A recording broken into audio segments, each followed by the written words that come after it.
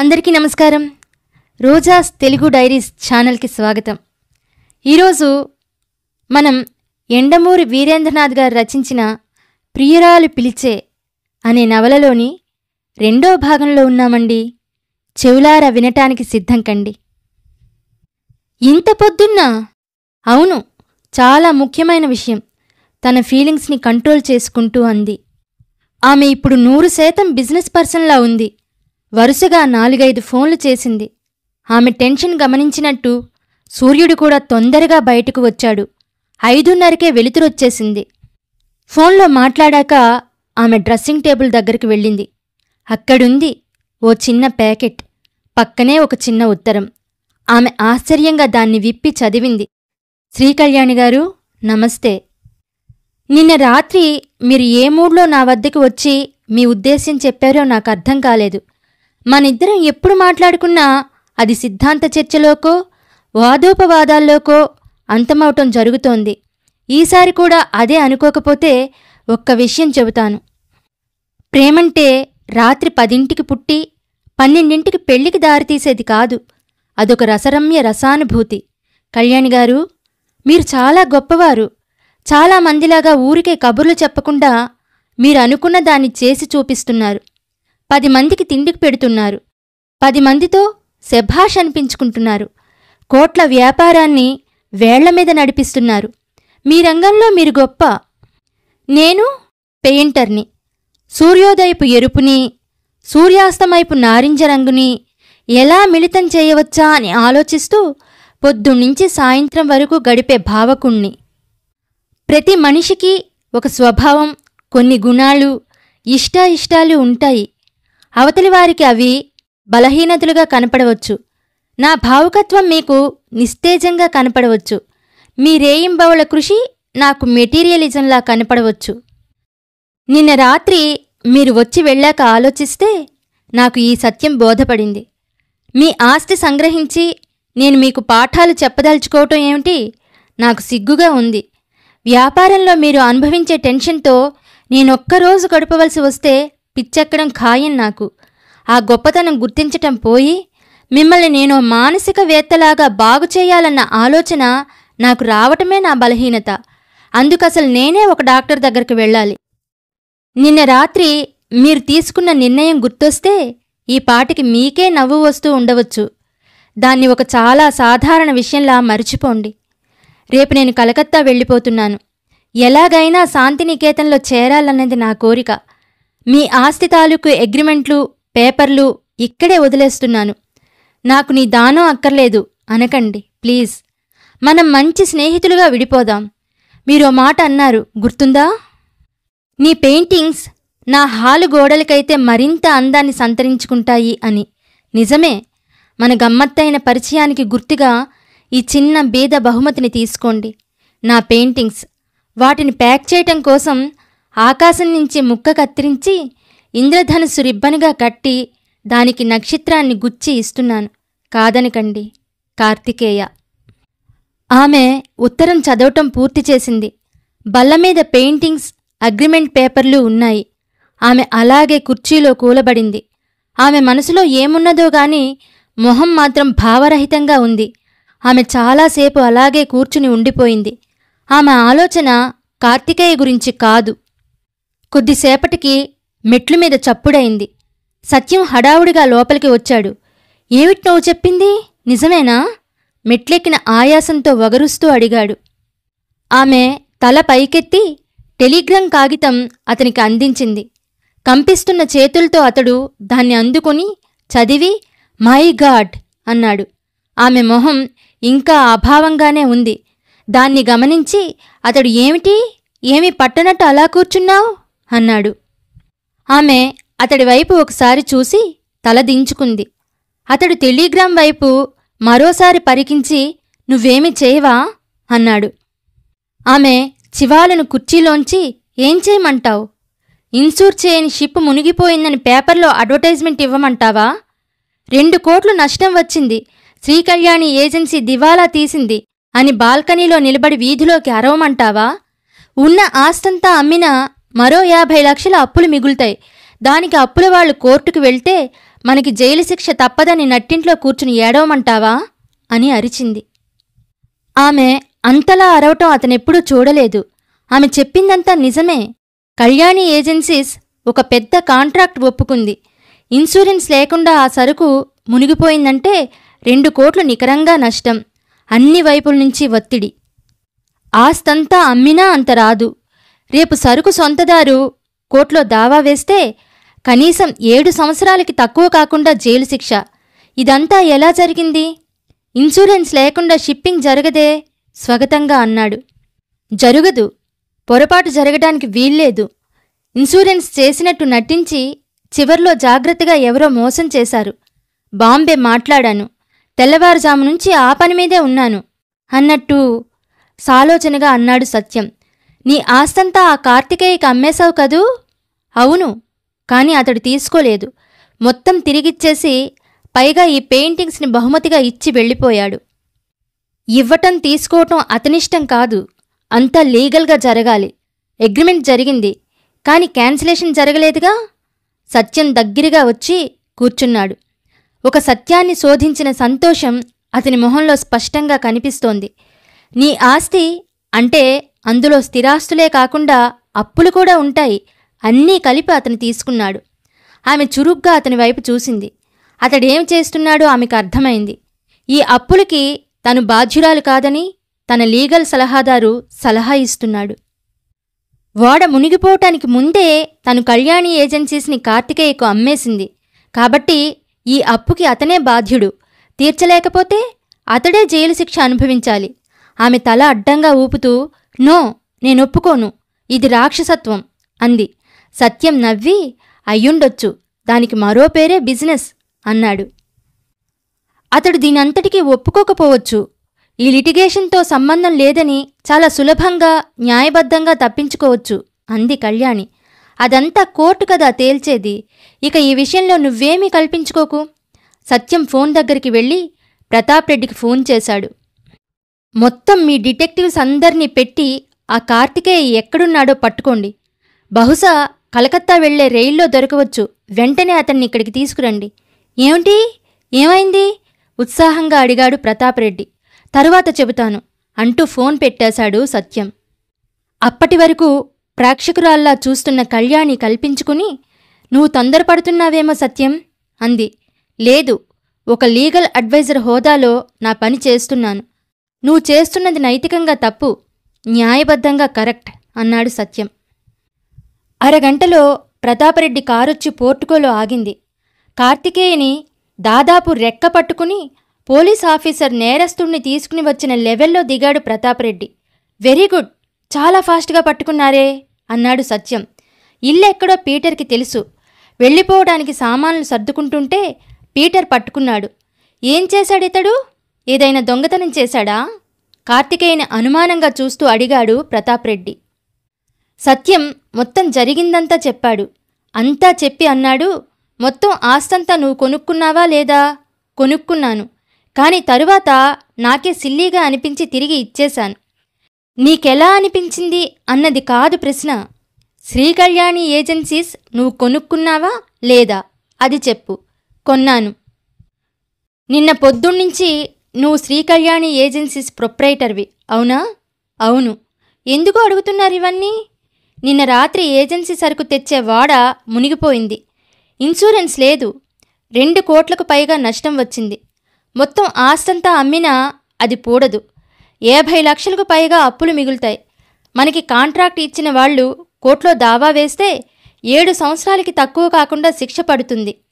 ఈ శిక్ష ఎవరు అనుభవించాలి? నువ్వా మేమా? కార్తికేయ మొహం వాడిపోయింది. బాధ అతడి మొహంలో స్పష్టంగా కనపడుతోంది. ఈ విషయం నమ్మలేనట్టు తడబడ్డాడు. ముగ్గురూ అతడి వైపే చూస్తున్నారు. అతడు నెమ్మదిగా కళ్యాణి దగ్గరికి వచ్చాడు. ఎలా?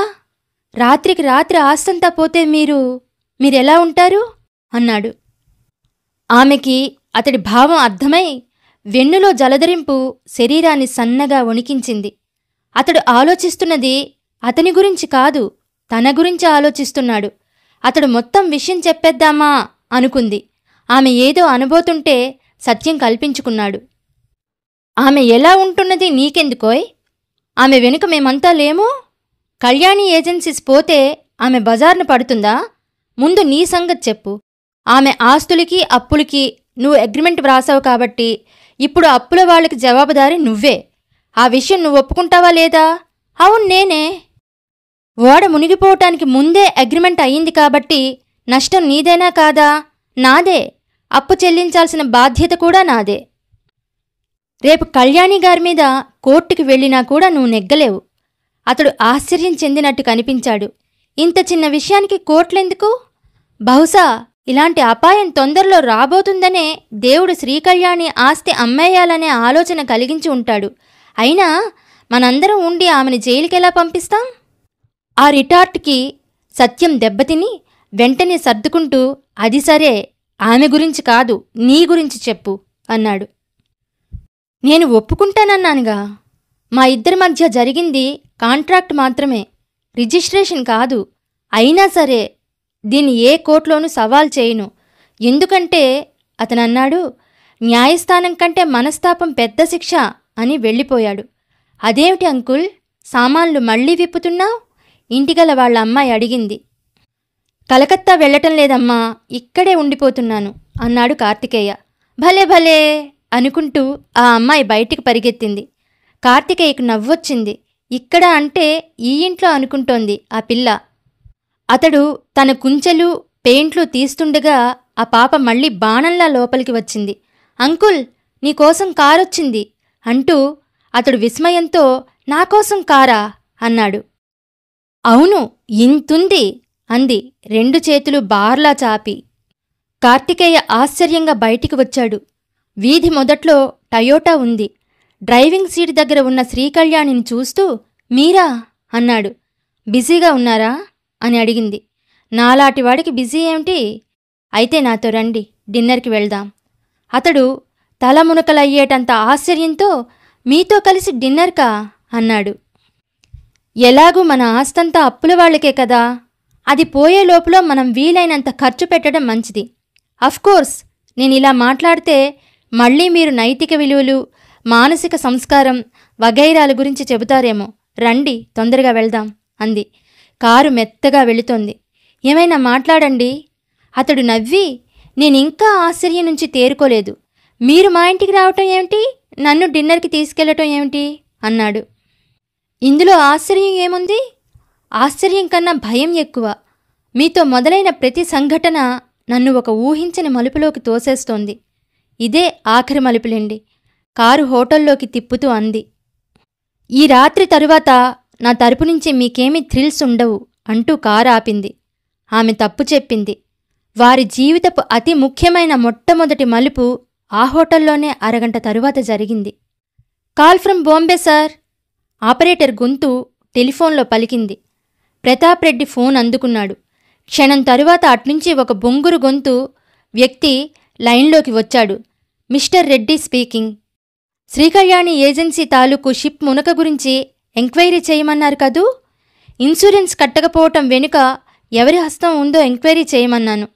రెండింటికీ సమాధానం ఒకటే మిస్టర్ రెడ్డి అంటూ అట్నుంచి ఆ బొంగురు గొంతు వ్యక్తి చెప్పటం ప్రారంభించాడు. 2 నిమిషాలు మాట్లాడి ప్రతాప్ రెడ్డి ఫోన్ పెట్టేశాడు. అతడి మొహం నల్లగా కమిలిపోయింది. అతడు వెంటనే సత్యానికి ఫోన్ చేశాడు. నువ్వురా, మనం వెంటనే వెళ్ళాలి. ఎక్కడికి? చెబుతాన్రా అని అతడు లేచి నిలబడ్డాడు. అద్దంలో ఒకసారి చూసుకుని సత్యం కోసం బయటకి వచ్చి ఎదురుచూడసాగాడు. అతడి చేతిలో XIC-20 బాటిల్ ఉంది. కళ్యాణి కోసం కొన్న విషం అది. అప్పుడు టైం 7:45 అయింది. కార్తీక్, కళ్యాణి హోటల్కి వెళ్లేసరికి రాత్రి 8 అయింది. ఒక మూల టేబుల్ దగ్గర కూర్చున్నారు. మంచి పరిమళం అంతా ఆ హాల్ అంతా వ్యాపించింది. సన్నగా వచ్చే మ్యూజిక్కి తోడై మనసుని ఆహ్లాదపరుస్తూ ఉంది. టేబుల్ మీద అప్పుడే విచ్చుకుంటున్న గులాబీ పువ్వు అందంగా అమాయకంగా ఉంది. మీరు విస్కీ, బ్రాందీ లాంటివేమైనా తీసుకుంటారా? లేదు లేదు అన్నాడు కంగారుగా. ఆమె నవ్వు ఆపుకుని, ఒకసారనొచ్చుగా. లేదు లేదు అని 2 సార్లెందుకు అని స్టూవర్ట్ వైపు తిరిగి 2 ప్లాంటర్ పంచ్ అంది. దాంతోపాటే ఫ్రైడ్ ప్రాన్స్ కూడా. అతడు వెళ్ళాక కార్తికేయ అడిగాడు, ప్లాంటర్స్ పంచ్ అంటే తాగి చూడండి, తెలుస్తుంది. అది సర్లేండి గాని మీరు ఇలా తీసుకురావటం నాకు అర్థం కావటం లేదు. ఆశ్చర్యంగా కూడా ఉంది. చెప్పాగా, మనం ఎలాగూ మునిగిపోతున్నామని తెలిసినప్పుడు కడుపు నిండా నీళ్లు త్రాగి చావటం మంచిది. ఐపీ పిటిషన్ పెట్టే ముందు చాలామంది సగం ఆస్తిని దాచేస్తారు. నాకు అర్థం కానిది మీరెందుకు వచ్చారని కాదు, నన్నెందుకు తీసుకొచ్చారని. మీకు నాకు తేడా ఏముంది? ప్రస్తుతం ఇద్దరూ ఒకే స్థాయిలో ఉన్నాం. ఆ మాటకొస్తే ఇప్పుడు నేను పే చేయబోయే బిల్ కూడా మీ డబ్బే. ఇక అసలు విషయానికొస్తే ఇప్పుడు నేను మిమ్మల్ని ఇక్కడికి తీసుకొచ్చింది దేనికంటే, దివాలా అప్లికేషన్ పెట్టడానికి 1 నెల రోజుల టైం ఉంది. ఈ 1 నెల రోజుల్లో ఒక 10-20 లక్షలు తీసి దాయమంటారా? దేనికి? ఈ గొడవలు పూర్తయ్యాక పనికొస్తుంది, నేను జైలు నుంచి తిరిగి వచ్చాక అన్నాడు. చచా, నా ఉద్దేశం అది కాదు. నా సంగతికేం గాని మీరేం చేస్తారు అది చెప్పండి. ప్రతిరోజు 2 పూటలా జైలుకి క్యారియర్ తెస్తాను అనేసి వెంటనే అతని మనసు నొప్పించే జోక్ వేశానా అన్నట్టు చూసింది. అతడు దాన్ని పట్టించుకోలేదు. ఆమె ఎందుకో ఆ సాయంత్రం చాలా సంతోషంగానూ మనసు గాల్లో ఎగిరిపోతున్నట్టుగానూ ఉంది. అతనన్నాడు, ఇన్ని కోట్లతో వ్యాపారానికి అలవాటు పడ్డారు, రేపటినుంచి ఏం చేస్తారు, ఎలా తోస్తుంది? వెయిటర్ గ్లాసులు ప్లేట్లు తీసుకొచ్చి పెట్టాడు. ఆమె గ్లాస్ ఎత్తి చీర్స్ అని గుటక వేసి ఎలా ఉంది అని అడిగింది. బావుంది. ఆమె ప్రాన్స్ ప్లేట్ దగ్గరికి లాగింది. హాల్లో పాట పూర్తి కావచ్చింది. చివర్లో గిటారిస్ట్ తీగ మీద దురదృష్టకరమైన అపశృతి కొట్టడంతో ఒక కృకవాకపు వికృత శబ్దం లాంటిది రికార్డ్ ప్లేయర్లోంచి గదిలోకి వ్యాపించింది. పాట పూర్తయి ఆగింది. నా ప్రశ్నకు సమాధానం చెప్పలేదు మీరు, నిశ్శబ్దాన్ని భంగపరుస్తూ అడిగాడు. నాకు తెలిసిన వాళ్ళు చాలామంది ఉన్నారు. ఎవరైనా కళ్ళకద్దుకుని భాగస్వామ్యం ఇస్తారు. చిన్న లెవెల్లో మొదలుపెట్టి వ్యాపారాన్ని పెంచుతాను. మీరు తిరిగొచ్చేసరికి మళ్ళీ మామూలు పొజిషన్లోకి వచ్చేస్తానులేండి. అతడు నవ్వాడు. ఆమె ఉక్రోషంగా, నేను మాటి మాటికి జైలు గురించి ఇన్నిసార్లన్నా మీరు కోపం తెచ్చుకోరేం అంది. తెచ్చుకుని ఏం చేయను? అలా అనొద్దండి అననా? అలా అంటే మరీ రెచ్చిపోతారు. అవును, నేనెందుకు ఎప్పుడూ నెగిటివ్గా మాట్లాడతాను? బల్లమీద మోచేతులు పెట్టి అరచేతుల మధ్య గడ్డాన్ని దాచుకుంటూ అడిగింది. అతడు తెల్లబోయి, నాకేం తెలుసు అన్నాడు. ఆ రోజు ఫోన్లో చెప్పారుగా. అలాగే చెప్పండి. నిజంగా నాకు తెలియదండి. మెడిసిన్ కొంత చదివారు, సైకియాట్రిస్ట్ దగ్గర పనిచేశారు, ఇంతకాలం నన్ను గమనించారు. ఇప్పుడు చెప్పండి, నేనెందుకు ఎప్పుడూ నెగిటివ్గా మాట్లాడతాను? అతడు కళ్ళు దించి ఆలోచించసాగాడు. ప్లేట్లో రొయ్యలు నీటి అడుగు సుడిగుండాల్లా ఉన్నాయి. ఆమె చిన్న ప్లేట్లోకి మార్చి అతడి ముందుకు తోసి తనూ ఒకటి తీసుకుని ఫోర్కు గుచ్చింది. అంతలో అతడు మాట్లాడడం ప్రారంభించటంతో దాన్ని ప్లేట్లోనే వదిలేసింది. వెంటాడే దురదృష్టం తాత్కాలికంగా దూరమైనట్టు ప్రాణ్ మళ్లీ ప్లేట్లోకి జారింది. ఈ లోపల అతనన్నాడు, చాలా సంభాషణలు గమనించండి. 2 వ్యక్తులు మాట్లాడుకునేటప్పుడు అక్కడ లేని 3వ వ్యక్తి గురించి చెడుగా గాని హేళనగా గాని మాట్లాడుకుంటారు. ఎందుకు? తాము మంచివాళ్లం అని పరస్పరం ఇండైరెక్ట్గా చెప్పుకోవటం కోసం, తమలోని అభద్రతాభావాన్ని పోగొట్టుకోవటం కోసం. అవునా? అతని సునిశిత దృష్టికి ఆశ్చర్యపోతూ ఆమె తలూపింది. ప్లాంటర్స్ పంచ్ ఒక సిప్ తాగి కింద పెట్టి ప్రాణ్ తిరిగి తీసుకోబోతుంటే అంతలో కరెంటు పోయింది. ఆమె ప్రాన్స్ వదిలేస్తూ మై గాడ్ అంది. మనిషితో పాటు కదిలే సంతోష విషాదాల్లా వెలుగునీడలు గోడల మీద పారాడుతున్నాయి. అతడు కొనసాగించాడు. మనిషి తాను ఎలా బ్రతకాలనుకున్నాడో దాన్ని సపోర్ట్ చేస్తాడే తప్ప తానెలా బ్రతుకుతున్నాడో దాన్ని సపోర్ట్ చేయడు. 2 పక్కపక్క ఇళ్లల్లో 2 కుటుంబాలున్నాయనుకోండి.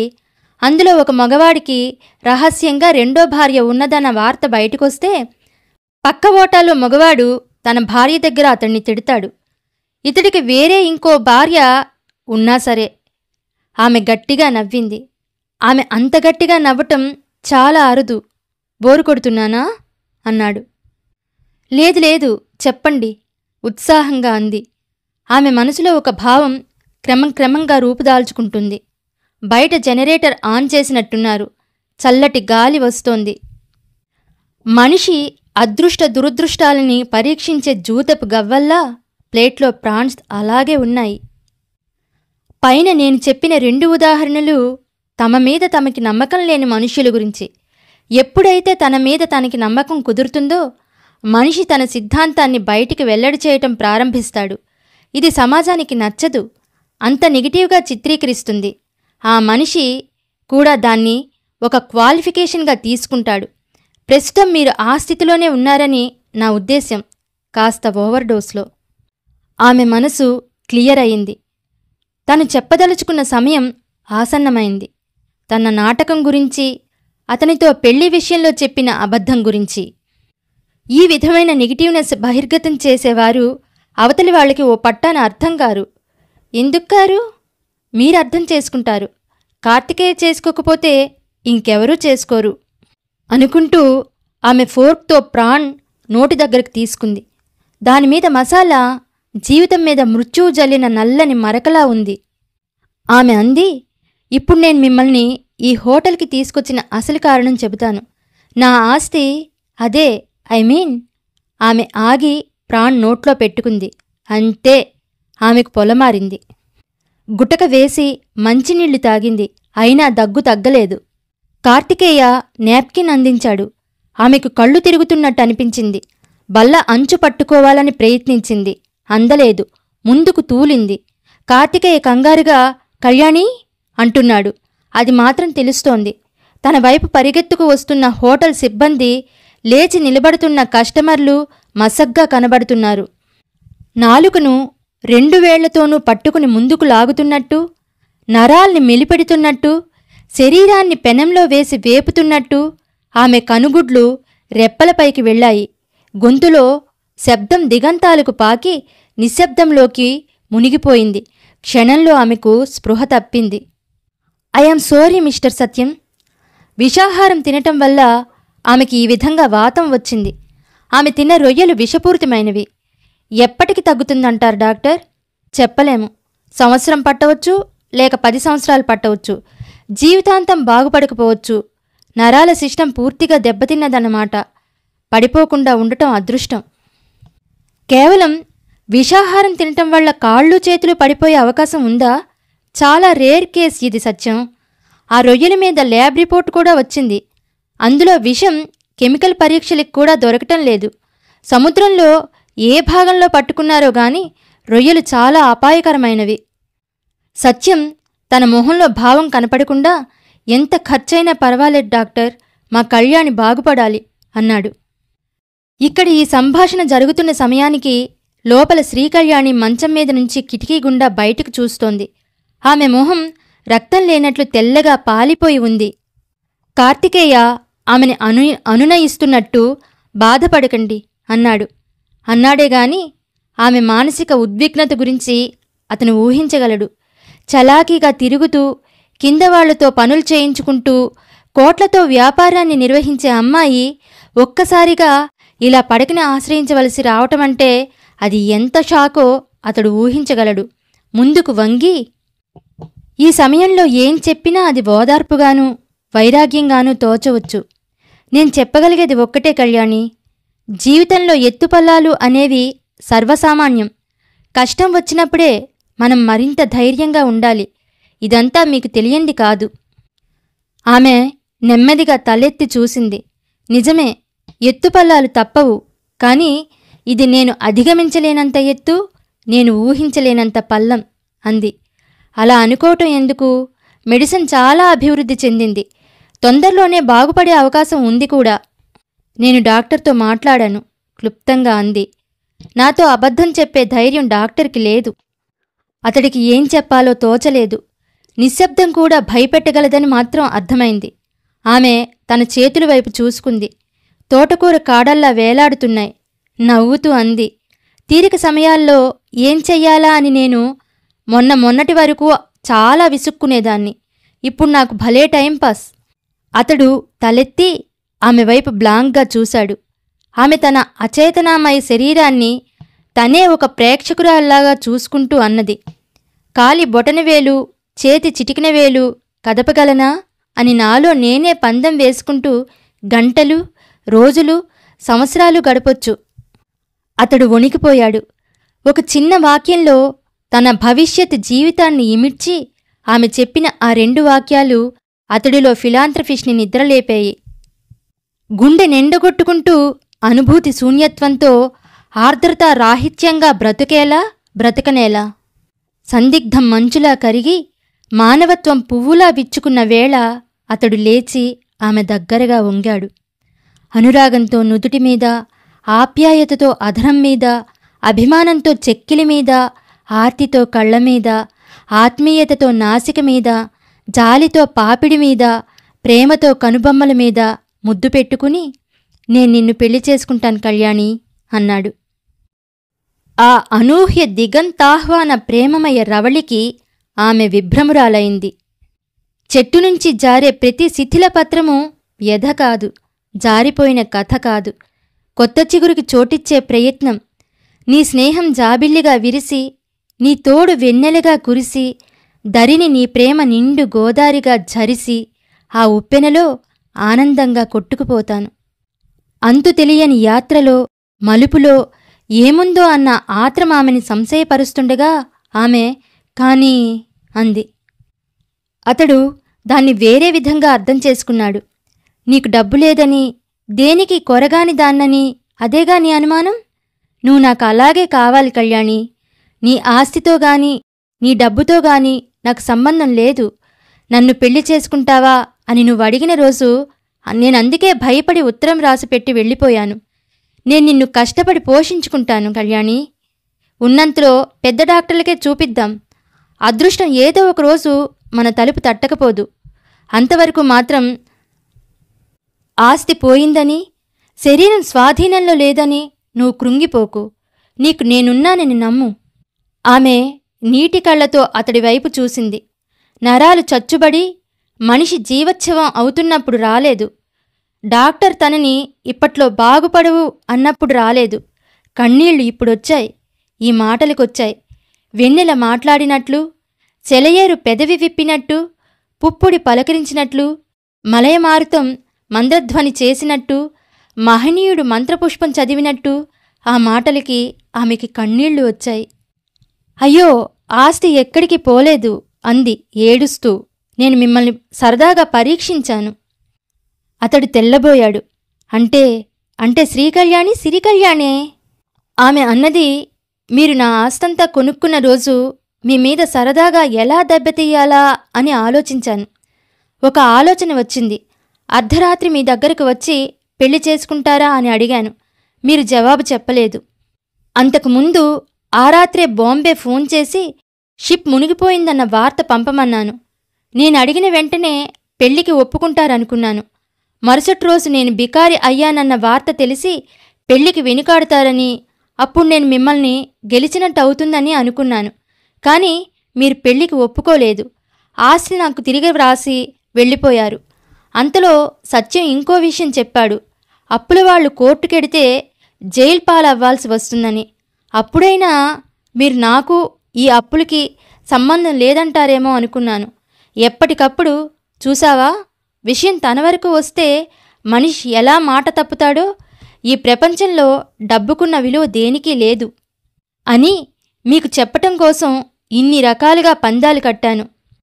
చివరికి దేవుడు నన్ను ఓ కదిలే శవాన్ని చేసి ఇంకెప్పుడూ పందాలు కట్టకుండా చేశాడు.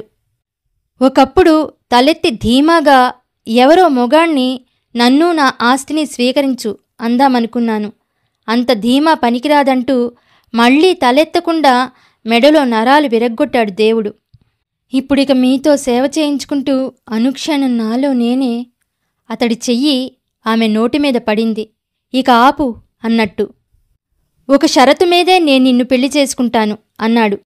ఈ ఆకస్మిక పరిణామానికి ఆమె నిరత్తురాలైంది. ఇక ముందెన్నడూ నీవు నీ లేనత్వం గురించి బాధపడకూడదు. పూర్వపు కళ్యాణిలాగే పొగరుగా, అల్లరిగా ఉండాలి. అది షరతు మన పెళ్లికి. ఆమె కన్నీళ్లతో నవ్వింది. విషాదానికి, ఆనందానికి కలిపికట్టిన వారధిలా ఉన్నదా నవ్వు. ఆనందం ఎదనిండి గుండెపాత్ర పొర్లితే కంటి చివర నీటి చుక్క చెంపమీద జారటం అంటే ఏమిటో అప్పుడు అర్థమైందామెకు. సంధ్య తలుపు వెనుక మృత్యువులా ఉందని, పొంచుందని, నన్ను మాత్రం ఆశ నిండిన కళ్లతో నీ దివ్యరూపం ముందుండని, చూస్తుండని చూస్తుండని చూస్తుండని. ప్రియ నేస్తాలు, ఇక్కడితో 2వ అధ్యాయం పూర్తయింది. నవల కనుక మీకు నచ్చినట్లయితే నా ఛానల్ను తప్పకుండా సబ్స్క్రైబ్ చేయండి. అలాగే లైక్ చేయండి, షేర్ చేయండి, కామెంట్ పెట్టండి. నన్ను ప్రోత్సహించండి. ఇట్లు మీ రోజారమణి. ధన్యవాదాలు.